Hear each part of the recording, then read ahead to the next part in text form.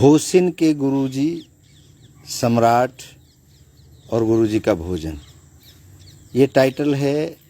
आज सूर्यास्त होने वाला है। एक छोटी सी कहानी का टाइटल।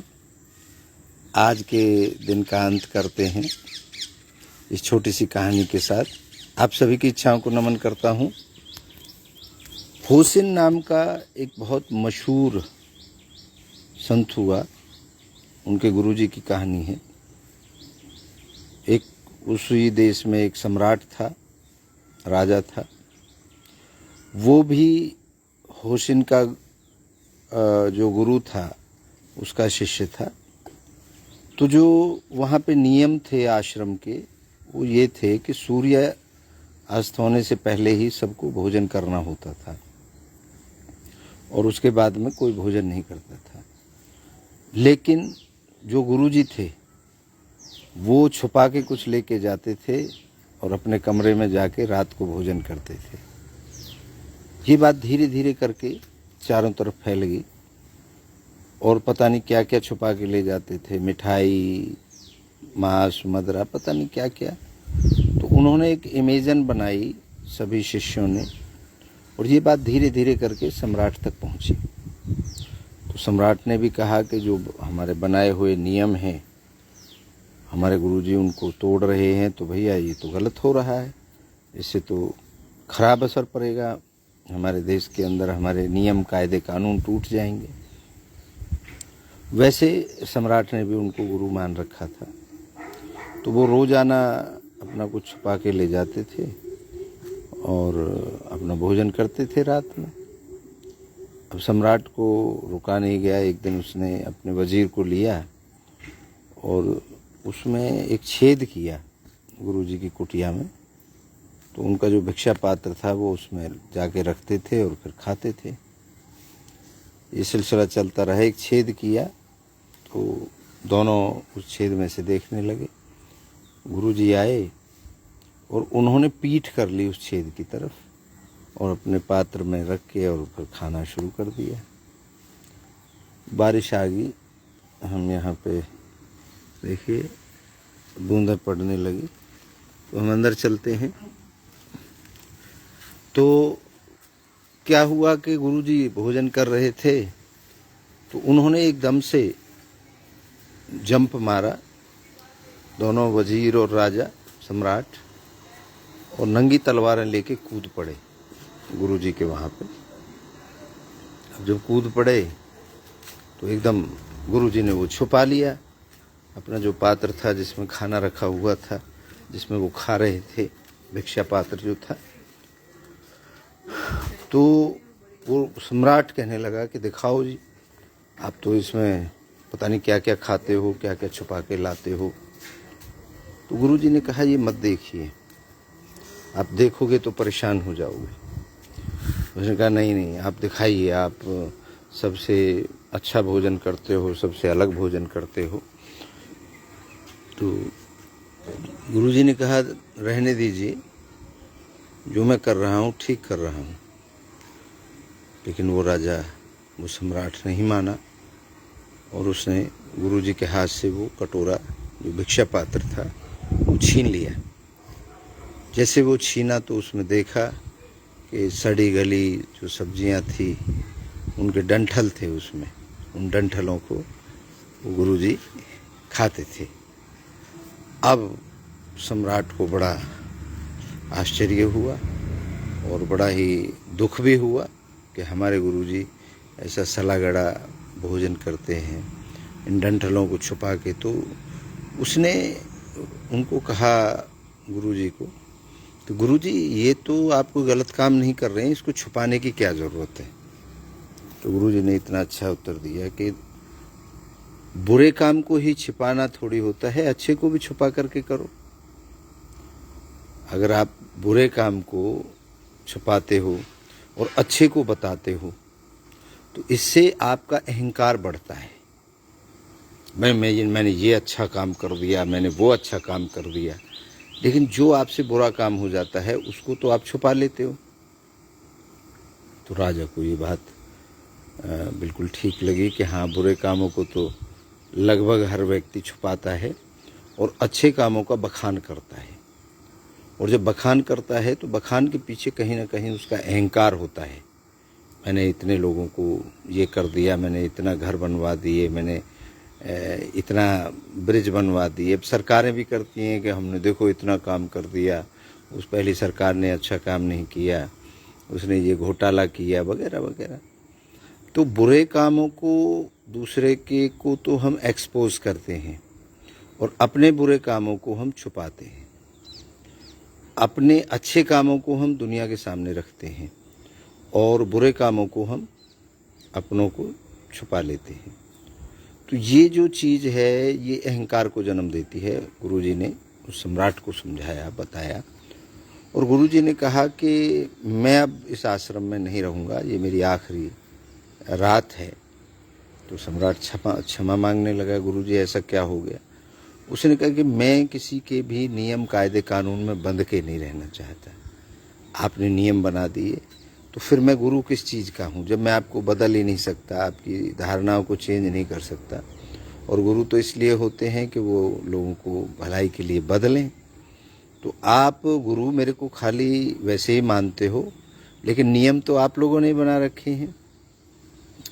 इस बात से संदर्भ ये निकलता है कि आजकल जो लोग हैं वो ये चाहते हैं आप बदलोगे कैसे, क्योंकि कोई गुरु ही आपको बदल सकता है, आपकी धारणाओं को बदल सकता है। लेकिन नियम ही जब आप बना दोगे और उन्हीं नियमों को बना दोगे जो पुराने नियम हैं, तो नयापन कैसे आएगा? गुरु का काम होता है नयापन लेके आना, ढर्रे को तोड़ना, धारणाओं को तोड़ना, संभावनाओं को जागृत करना कि नई संभावनाएं इस दुनिया में जागृत हों। और जब तक नई संभावनाएं जागृत नहीं होंगी, नई इच्छाएं जागृत नहीं होंगी, अब कोई भी व्यक्ति नया काम करने लगता है तो सारा समाज, सारे लोग, अरे ऐसा तो आज तक किसी ने नहीं किया, अरे तू ऐसा कैसे कर सकता है। यही चीज़ें हैं। और जो एक्चुअल में जो कुछ बदलाव करना चाहते हैं वो कभी भी इन चीज़ों को एक्सेप्ट नहीं करते। जो पुरानी चीज़ें चली आ रही हैं, क्या केवल हम उन्हीं के ढर्रे पर चलते रहें तो ये विकास रुक जाएगा? गुरुओं का जो काम है, जो वैज्ञानिकों का जो काम है, बदलाव करने का जो काम है, वो नई नई चीज़ों को खोज करते रहेंगे। सुकरात जब मर रहा था, सुकरात को जहर पिला दिया गया था, तो उनके शिष्य थे प्लेटो। तो प्लेटो ने ये पूछा था कि गुरुजी, उन्होंने जो खोज की थी वो ज्ञान ही वर्चू है, इसकी खोज की थी। तो प्लेटो ने मरते वक्त सुकरात से ये पूछा था कि गुरुजी, क्या हम इसी चीज़ को आगे बढ़ाएं, ज्ञान ही वर्चू है? तो सुकरात ने मरते वक्त पता है क्या कहा था? उसने कहा, यहाँ तक तो खोज मैंने कर ली, ज्ञान ही वर्चू है, ये आज नहीं तो कल लोग अपने आप समझ जाएंगे। आपने केवल इसका प्रचार प्रसार नहीं करना, आपको तो इससे आगे बढ़ना है, इससे आगे नई खोज करनी है। तो कहने का मेरा मतलब है कि जो रियल गुरु होगा, जो असलियत में बदलाव चाहता है, जो समाज का भला चाहता है, वो कभी आपको ये नहीं कहेगा कि आप जो पुराने नियम हैं उनमें ही बंधे रहें। वो हमेशा ये कहेगा, ये चाहेगा कि उसका शिष्य या उसका जानकार कुछ नया करे, कुछ अलग करे, कुछ बड़ा करे, कुछ ऐसा करे ताकि समाज को उसका फ़ायदा हो। अब जो ढर्रे पुराने चले आ रहे हैं, केवल उन्हीं का हम बखान करते रहें बार बार, तो उनसे क्या फ़ायदा है? वो तो किताबों में लिखा है, आपको पता है, आपको नहीं पता, आपसे ज़्यादा दूसरे आदमी को पता है, जिसने आपसे ज़्यादा शास्त्र पढ़े हैं, ज़्यादा किताबें पढ़ी हैं। जो खोजें हो चुकी उनको तो आप नहीं तो कोई और नहीं तो कोई और, वो धीरे धीरे करके सबके सर्कुलेशन में आ जाएंगी। लेकिन नई अगर आप खोज करके जाते हैं तो उससे समाज को कितना फ़ायदा होता है। उस गुरुजी का सीधा सा संदेश इस कहानी का यही है कि आप कोई आदमी बिल्कुल कुछ अलग करता है तो उससे चौंकिए मत, कि आप कानूनों को अगर देखेंगे थोड़े से टाइम के अंतराल पे, पहले जब कोई आदमी मर जाता था तो उसकी पत्नी को सती किया जाता था, मतलब जिंदगी को ही उसकी अर्थी पर जला दिया जाता था। आज आप सोच करके देखिए, क्या ये प्रथा अच्छी थी? क्या यह ठीक थी? किसी जिंदे व्यक्ति को, चाहे वो महिला हो या पुरुष हो या कोई जानवर हो, उसको जिंदे को जला दिया जाए, ये प्रथा ठीक नहीं थी। तो एक आवाज़ उठी और आज इस प्रथा के बारे में अगर आप सोचते हैं, बड़ा गड़बड़ है कि ऐसा, तो ये तो बहुत क्रूर काम था। वो कौन करते थे? हमारे ही अपने धर्म के लोग, हमारे ही अपने पूर्वज करते थे कि कोई स्त्री अगर विधवा हो जाती थी तो उसको जला देते थे। ये परंपरा को तोड़ा। कोई आप जैसा हम जैसा ही व्यक्ति हुआ और उसने इसका विरोध किया और धीरे धीरे करके इस सती प्रथा ख़त्म हो गई। पहले एक आदमी कई कई पत्नियां रख सकता था, कई कई पत्नियां, राजा कई कई पत्नियां रखते थे। एक राजा के इतनी रानियां थी, फलाने को इतनी। अब सोलोमन राजा था जो 700 रानियां थी उनको। कृष्ण जी को बताते हैं 1600 कुछ रानियां थी। अब हम ये समझ के चलें कि एक व्यक्ति के साथ में इतनी औरतें रही, किसी की भी लड़की पसंद आ गई, उसको राजा ने बोल दिया कि भाई मैं इससे शादी करूंगा। चाहे राजा बूढ़ा था, लेकिन राजा एक नहीं, दो नहीं, तीन नहीं, चार नहीं, पांच नहीं, सैकड़ों सैकड़ों रानियां रखते थे। तो क्या पॉसिबल था? एक आदमी, आज अपने अनुभव लगा के देखें आप, एक आदमी एक औरत को ही खुश रखने की कोशिश करता है पूरे जीवन भर, और वहाँ भी खुशी नहीं दे पाता है पूर्णतः। तो 100 औरतों के साथ में क्या करते थे? उनका तो शोषण है सीधा सीधा, क्योंकि उनको डर है, पहरे हैं, और उनका शोषण किया जाता था। तो ये कौन थे? ये हमारे पूर्वज थे। इनकी प्रथा को ख़त्म किया गया। आज चाहे कोई प्रधानमंत्री है, प्रधानमंत्री राजा होता है, उसको भी अधिकार है कि एक पत्नी के साथ शादी कर सकता है, और ये नहीं कि जो पसंद आई उसी को लेके चले गए। और अब रामचंद्र जी के जो पिताजी थे, उनकी भी 3 रानियां थी हैं। तो अब हम कहें कि मर्यादा पुरुषोत्तम श्री राम जी, हम श्री राम जी की तो एक पत्नी थी, लेकिन उनके पिताजी की 3 पत्नियां थी। तो ये जो चीज़ें हैं, ये बदलाव होता रहा। राजा दशरथ की 3 रानियां थी, जो हमने पढ़ा है, आपको भी शायद पता होगा। तो अब हम कहें कि वो राजा दशरथ ठीक थे या रामचंद्र जी ठीक थे? ये इतने प्रश्न हैं। अगर हम अपने ही शास्त्रों में खोजना शुरू करें, हमारे जो देवी देवता हैं उनको बताते हैं कि वो कहीं भी रूप बदल के पहुंच जाते थे। महिलाओं का नृत्य देखते थे, अप्सराओं का नृत्य देखते थे। एक ही जो राजा है, एक ही जो देवता है, वो कई महिलाओं को लेके चला जाता था। ये जो सारी चीज़ें हैं, अब हम महाभारत में देखें, कृष्ण में देखें, तो कृष्ण रुक्मिणी को लेके आ गए थे, और भी अन्य 16,000 कितनी रानियां बताई गई हैं। अब या तो वो शास्त्र झूठे हैं, या अगर कृष्ण जी ने ऐसा किया तो फिर क्यों किया इतनी रानियों के साथ? तो अगर हम उनको खंगालना शुरू करेंगे, उनको झकोरना शुरू करेंगे, उनको देखना शुरू करेंगे, तो कहीं ना कहीं हमें उनके लिए तर्क देने बड़े मुश्किल हो जाएंगे। ठीक है, हम उनको अपने आदर्श मानते हैं, हमारे पूर्वज थे, उनकी बदौलत ही हम हैं। लेकिन अगर हम उनकी चीज़ों को देखें तो उनमें हमने, हमारी जनरेशन तक काफ़ी बदलाव हुआ है। पहले मतलब मनपसंद चलती थी बड़े लोगों की, राजाओं की, सेठों की।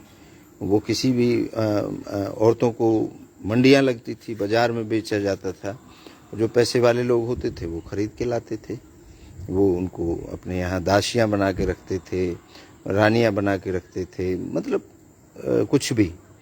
तो पहले से मैं समझता हूँ कि आज बहुत कुछ तरक्की हुई है, बदलाव हुए हैं। एक मानव की अगर हम आज़ादी की बात करें तो आज़ादी हुई है। कई कहानियों में मैंने ऐसा पढ़ा है कि जो राजा होते थे वो जब युद्ध के लिए जाते थे तो अपनी पत्नी की गर्दन काट के जाते थे, ताकि अगर मैं युद्ध में मारा जाऊं तो मेरी पत्नी को कोई दूसरा उस पर हावी ना हो जाए। तो ये क्या पत्नी को वो प्रॉपर्टी समझते थे? क्या समझते थे? अपनी जागीर समझते थे। तो ये इंसानियत के नाम पर कहीं ना कहीं हमारा जितना भी पूर्व का अगर हम देखें तो कह लेते पहले का ज़माना अच्छा था, पहले के युग अच्छे थे। पहले के युग कहाँ अच्छे थे? आप विचार करके देखें। मैं तो कहता हूँ कि आज का युग अच्छा है, अब का समय अच्छा है। हम लोग जिस युग में जी रहे हैं वहाँ पर एक आज़ादी है, वहाँ पर आपको अपनी बात रखने की आज़ादी है। अगर आपके साथ में कुछ दुर्व्यवहार कोई करता है तो उसके लिए कानून है, उसके लिए एक सिस्टम है। और समाज के हाथ में जब जब बागडोर रही है, समाज मीन्स राजा महाराजा, उनके अपनी अदालतें, अपने कानून सबके अलग अलग रहे हैं, तो हर देश की एक परिस्थिति अलग थी, हर राज्य की परिस्थिति अलग थी। तो कहीं ना कहीं आज ज़्यादा जागरूक हुआ है आदमी, महिलाओं का भी सम्मान हो रहा है। बेशक ये जो अत्याचार हो रहे हैं ये अपनी मर्जी से ज़्यादा हो रहे हैं। अगर इनको अत्याचार भी कहें या ना कहें, क्या कहें, क्योंकि मर्जी से सब कुछ हो रहा है। आज आज़ादी है, अगर कोई किसी से प्रेम करता है तो उसे अदालत से प्रोटेक्शन मिलता है अपनी मनमर्जी शादी करने का। पहले तो हमारे हरियाणा में बड़ा एक वो था ऑनर किलिंग का, बड़ा रहा कि अगर कोई दूसरी जाति में शादी कर लेती थी लड़की या लड़का तो उनको मार के लटका दिया जाता था। बड़े ये पंचायतों के फैसले हुआ करते थे और लड़के लड़कियों को दोनों को मार के कर दिया जाता था। लेकिन आज व्यक्ति मारने के लिए डरता है, क्योंकि आज कानून की दखल है, कानून ने सजाएं मुकर्रर कर दी हैं और कानून का ज़्यादा राज है। आज अगर कोई लड़का लड़की थाने में, पुलिस में, प्रशासन में जाते हैं तो उनको सहायता मिलती है, उसके पेरेंट्स से सिक्योरिटी करने के लिए भी प्रशासन प्रतिबद्ध है। तो कानूनों में भी संशोधन होते रहे हैं और जो व्यवस्थाएं पुरानी थी उनसे अपडेट होती रही हैं व्यवस्थाएं।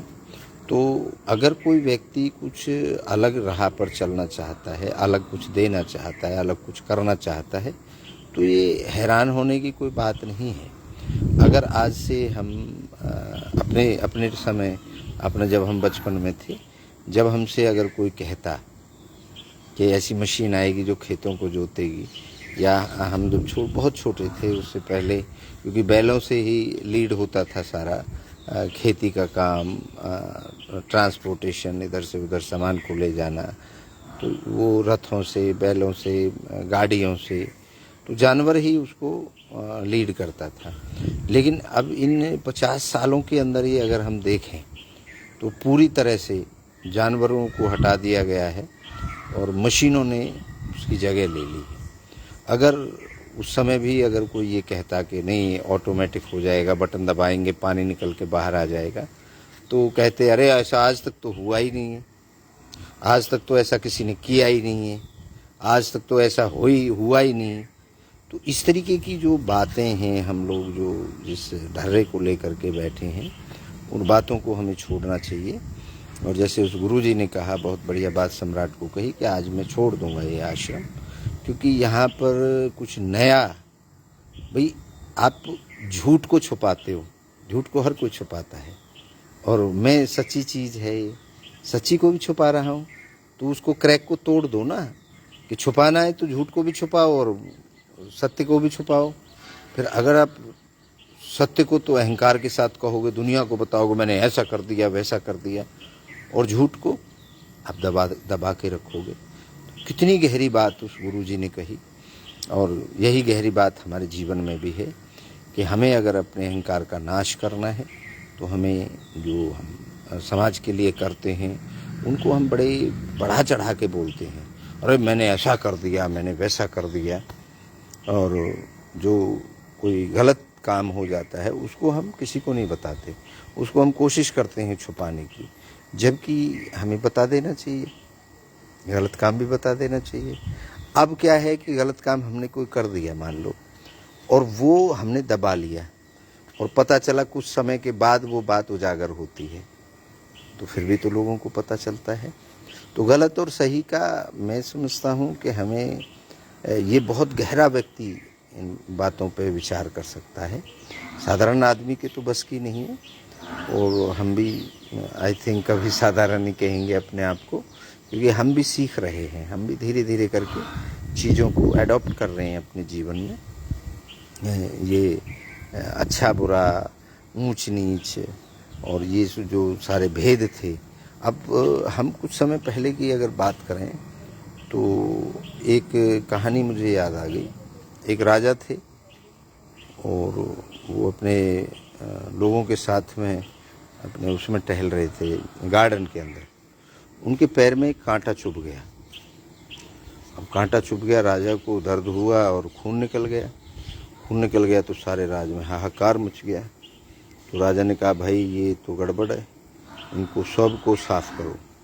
अब गली गली में वो, अब राजा तो राजा कहीं भी निकल सकता है किसी भी वक्त। गली गली में उसको झाड़ू लगवाए गए, धूल ही धूल हो गई और सब लोगों को लगा दिया, भाई अब साफ करो रास्तों को, कोई भी कंकर धूल नहीं होनी चाहिए, कोई कांटा वांटा नहीं होना चाहिए। तो चलता रहा। अब फिर धूल उड़ने लगी तो फिर बोले जी पानी छिड़को इनके ऊपर। तो पानी छिड़का गया। लोग पूरी तरह से धूल से परेशान हो गए, फिर पानी छिड़का तो कीचड़ से परेशान हो गए। अब सारे राज्य के अंदर त्राही मच गई, त्राहिमाम हो गया। तो फिर किसी ने बोला, जी राजा साहब ये तो गड़बड़ है, तो ये तो धूल बहुत हो रही है, लोगों को बीमारियां हो रही हैं और पानी की बहुत वेस्टेज हो रही है, कुओं से भर भर करके पानी लाया जा रहा है, वहाँ डाला जा रहा है, कीचड़ हो रही है, लोग बड़े परेशान हो रहे हैं। तो राजा ने कहा और क्या ऑप्शन है, क्योंकि राजा की भी एक कमेटी होती थी, एक टीम होती थी जो उनको सलाहकार होते थे और वो विद्वान और पढ़े लिखे होते थे। तो उन्होंने कहा, जी ऐसे करो, चमड़ा बिछवा दिया करेंगे, जहाँ से भी आप जाएंगे जिस भी रास्ते, वहाँ चमड़ा बिछवा दिया करेंगे। तो चमड़ा कहाँ से आएगा? चमड़ा आएगा पशुओं की खाल से। पशुओं को काटा जाता था, मारा जाता था, उनकी खाल उतार करके और बिछाई जाती थी रास्ते में, ताकि राजा को कोई हानि ना पहुँचे। अब ऐसे पशुओं की संख्या कम होने लगी। तो फिर एक बुज़ुर्ग आदमी था, बहुत बुज़ुर्ग था, उसके दिमाग में कोई ख्याल आया, क्योंकि बड़े बड़े जो विद्वान हैं वो तो तनख्वाह पाते हैं मोटी मोटी और सलाहकार बने रहते हैं, दिमाग पे वो जोर देते नहीं कि उन्हें तनख्वाह मिल रही है, कोई बात नहीं। वो बुज़ुर्ग आदमी ने सोचा कि ऐसे तो ये सारे पशु ख़त्म हो जाएंगे, इनको मार मार करके इनकी खाल उधेर के और सब बिछाते रहेंगे। कोई राजा का तो अपना मामला है, पता नहीं कौन से रास्ते चल दे, तो उनको जो सेना है या जो लोग हैं उनको तो बिछा के रखना पड़ेगा। तो उसने एक जूता बनाया और राजा के सामने जाके पेश कर दिया कि राजा साहब, आप इतने इनकी जो बिछवाते हो, इतना वो करते हो, तो आप अपने पैर में पहन लो और आप कहीं भी जाएंगे तो आपको कांटा चुभेगा ही नहीं। तो राजा को बड़ा आश्चर्य हुआ कि यार इतने बड़े बड़े विद्वान मैंने पाल रखे हैं, इतने बड़े बड़े लोग पाल रखे हैं, इनके दिमाग में तो ये ख्याल आया ही नहीं। और एक साधारण आदमी, एक किसान आदमी, एक नॉर्मल आदमी, और उसके दिमाग में ये ख्याल कैसे आ गया? बुढ़ा आदमी जो पढ़ा लिखा भी नहीं है। तो राजा ने कहा, भाई तुम लोग क्या कर रहे हो? तो उन सब लोगों ने कहा कि अब तुम्हारी नौकरी जाएगी और तुम तो भाई गड़बड़ में फंस गए, राजा तुम्हें वसूल लेगा हर चीज़ को। तो उन सब ने मीटिंग करके राजा को बोला, जी ये तो ऐसा आज तक हुआ ही नहीं, ये तो शैतान है, तो शैतान का काम है, और आप अगर ये पहनोगे तो आपको दिक्कत हो जाएगी। मतलब राजा को सलाहकारों ने इतनी बुरी तरह से डरा दिया और बोला, जी ये व्यक्ति शैतान है, क्योंकि इतना आसान हल कैसे हो सकता है? हम लोग इतनी धूल उड़ाई, इतने झाड़ू लगाए, इतनी खाल बिछाई, और इसने छोटी छोटी सी खाल को और 2 पीस में काट के और दे दिया। जब हमारे जैसे विद्वान नहीं एक्सेप्ट कर रहे इसको, तो आपको तो हमारी बात माननी पड़ेगी, क्योंकि हम ही तो हैं आपके सलाहकार, आपके शुभचिंतक। ये आदमी थोड़ी है, ये तो ऐसे ही उठ के चला आया। उन्होंने अपनी उसको बचाने के लिए उसको जरा वो लगवा दी फांसी। तो राजा ने उसको फांसी लगा दी, क्योंकि उसके सलाहकारों ने उसको बोल दिया, अपने विवेक पे ध्यान नहीं दिया और उस बुड्ढे को फांसी लगा दी। चलता रहा ये सिलसिला और यूं ही चलता रहेगा। आज भी चल रहा है। आज भी अगर आप रियल में समझें तो बहुत कम % लोग हैं जो समझ पाते हैं दूसरे की भावनाओं को। अदरवाइज तो सलाहकारों के माध्यम से, चाहे वो राजनेता की बात करें, चाहे गुरुओं की बात करें, चाहे किसी उद्योगपति की बात करें, मोस्ट ऑफ लोग क्या हैं कि सलाहकारों की वजह से, और बहुत सी ऐसी प्रतिभाएं हैं जो बहुत कुछ कर सकती हैं, लेकिन उनको नकार दिया जाता है क्योंकि वो उस टीम में नहीं है, क्योंकि वो टीम कभी नहीं चाहती कि कोई साधारण आदमी कुछ अलग हट के कर जाए। अभी जैसे हमारे इसमें भी बड़ी प्रॉब्लम्स आ रही हैं, जो दर्शन हमने लिखा है इसमें बड़ी प्रॉब्लम्स आ रही हैं। बड़े बड़े जो संत हैं, बड़े बड़े जो जिनको कह सकते हैं कि मतलब बड़े बड़े पदों पर जो बैठे हैं, उनको एक चीज़ दिक्कत आ रही है कि भैया ये एक साधारण आदमी जो 15 साल पहले संत गिरी में आया, और ये कैसे लिख सकता है इतना बड़ा दर्शन कैसे लिख सकता है? तो ये ऐसे नहीं होता। ये तो वही लिख सकता है जिसको ऑथोरिटी है। खैर, देखते हैं। हमने अपना काम कर दिया है और कर रहे हैं निरंतर। आप सब हमारे दर्शन को सपोर्ट करेंगे और हम जिस भी माध्यम से आप तक लोगों के साथ में रूबरू होंगे, आपसे भी बात करेंगे। आप भी अगर हमसे बात करना चाहते हैं ज्ञान को लेकर के, दर्शन को लेकर के, और हमारा जो इच्छा पूर्ति दर्शन है उस पर, तो मैं आपके साथ बात करने के लिए तैयार हूँ, मीटिंग करने के लिए तैयार हूँ, वीडियोग्राफी करने के लिए तैयार हूँ। आप इसमें अपनी जो ज्ञान है, जो आपकी जितनी भी ताकत है, जितना भी आपने अभी तक सीखा है, कुछ खोजा है, तो हम एक ऐसा प्लेटफॉर्म तैयार कर रहे हैं जिस प्लेटफॉर्म पे नए जो ज्ञान है, नई जो बातें हैं जो समाज हित में हों, उनको प्रदर्शित करेंगे अपने इस प्लेटफॉर्म के माध्यम से। तो खैर, कहानी की कहानी हो गई और कुछ हमारी आपकी बातें भी हो गई। तो इसी तरीके से हमारा सिलसिला कोशिश करेंगे कि रोज़ाना चलता रहे। और आपका अगर कोई प्रश्न होता है आप ज़रूर कमेंट करें मुझे। मैं अगर कोई गलत बात कह रहा हूँ तो उस पर टिप्पणी ज़रूर करें, क्योंकि लेकिन विवेक के साथ करें, ध्यान से करें, हर एंगल को सोच करके करें। खामखाई ऐसे बेहोशी में टिप्पणी करना वो मुझे लगता है गलत है। आप अगर हमारे इस प्रोग्राम में आना चाहते हैं, जो हम इच्छा पूर्ति के 1100 वीडियोज़ हमें बनाने हैं और वो सब इकट्ठे करके हम शंकराचार्यों को, चारों शंकराचार्यों को भेजेंगे और चारों जो हमारा ग्रंथ है, जो हमारा दर्शन है, उसकी कॉपी भेजेंगे। और आई होप कि वो वहाँ से परमिट होके आएगा और फिर आप सबको वो पढ़ने को मिलेगा, आपके जीवन में उतरने को मिलेगा।